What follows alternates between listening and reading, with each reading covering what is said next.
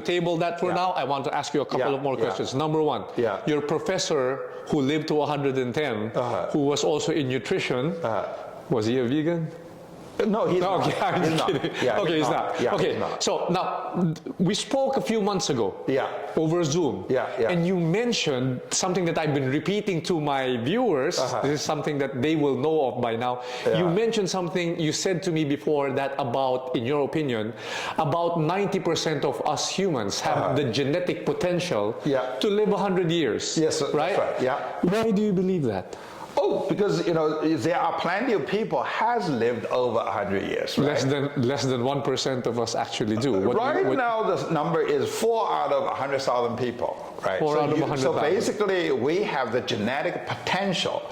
So the question is, there's scientifically, you can argue that the 4 out of 100,000 people, they are genetically endowed to live over 100. There's some aspect of that. But based on our 10,000 genomic study, I personally believe that 95% of people are genetically endowed to live over 100. Because we're basically all identical genetically. There's very few differences. But there are about, I say 5% of people, at least with our current limited knowledge, they have some genes that would make it hard for let's say sickle cell anemia, beta thalassemia, BRCA1, PCSK9, P90, P53. People carry these genes; they're born with it, or Down syndrome, or Duchenne muscular dystrophy. So these unfortunate, a few people, which it's probably going to be hard with current scientific, knowledge and intervention. It's hard for them to live over 100. So it's hard for a beta thalassemia patient to live over 100. Yes. It's hard for a Down syndrome patient to live over 100. Yes. So those are what I call them the 5%. They're the outliers. Yeah. Yes. But so far, based on our current knowledge of genetics, 90% of people, in my opinion, genetically they are endowed to live over 100. Right. But if you really think about why today we don't live over 100, the number one killer is cardiovascular disease. Exactly. So if you look at my professor, Dr. Zheng lived to 110. I actually think he is the master of managing his blood vessels. What was he doing?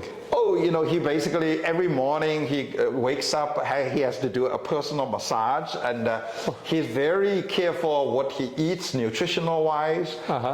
He's very careful of exercising, sleeping. The basics. The basics, but he does take some nutraceuticals. He's very into, the nutritional balance.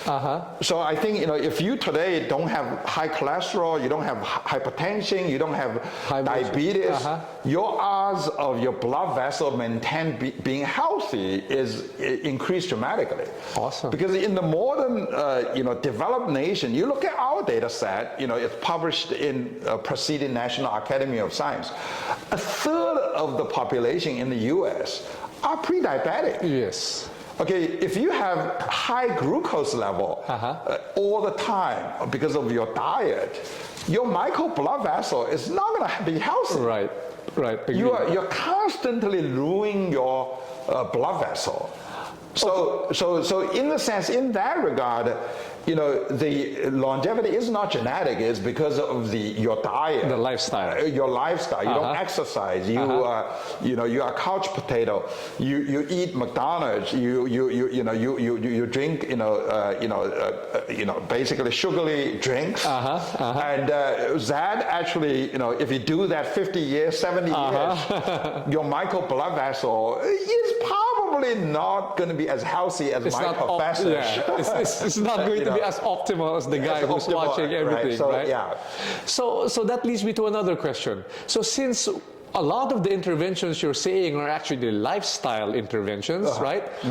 So there are those who would say, why do I need to have my genes tested? Why don't I just eat right, sleep right, exercise, Well, then I avoid. but we think, this is it's a very good point, Michael. I think that my answer to you is the feedback data is so critical. Okay. Okay, that's one. Secondly, is every human being is a individualized machine. True. Okay, so you look at Angelina Jolie.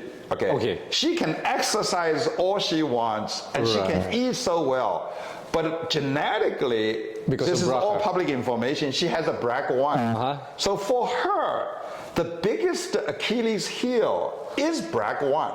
Right. So if she doesn't deal with it, good point. Thanks to today's genomic information, Good point. she can actually generically sleep well, exercise well, eat well. But she has a risk, which is a genetic. Right. So it came from her mother most likely. Right. It's a BRCA1 mutation. If she doesn't know about it, it's actually fatal. That risk can be fatal. If she found out too late. Yeah, it's fatal. So 100 years ago, we don't have the genomic too. So you're at the mercy of chance. Right. Whether you discover the tumor early enough. Brilliant. Right. But today, you don't need to be at the mercy of chance for her. Brilliant. Because if you did $1,000 whole genome sequencing, you discovered you have a BRCA1. Today, you already know you have 80-some% chance of developing breast cancer. So then you actually know about it 50 years ahead of time. Before, yes. So it's almost like you actually know there's going to be a terrorist attack 20 years ahead of time. Wow. Okay. Right? And you can plan ahead of time. Right. So I think, it's the modern technology, whether it's genomic, whole body MRI, and longitudinal data, it is, our lifetime's blessing. Because these tools now are available. Yes. 100 years ago, they are not available. Yes. Right? Just like my grandmother, she died of cervical cancer. Right. But we all know cervical cancer is caused by a virus. Yes. If you knew this virus is the cause of my grandmother's, death at 63, well, today you have vaccine, you have Pap smear, you have all kinds of intervention, you have molecular testing for the HPV. If you knew it, ahead of time, I don't think my grandmother should be dead at 63. Right. But you can say, if you have a virus in your body, I exercise well, I eat well, I sleep well, but you're still going to die of cervical cancer. Right. Because the virus is more powerful. Right. Than lifestyle intervention.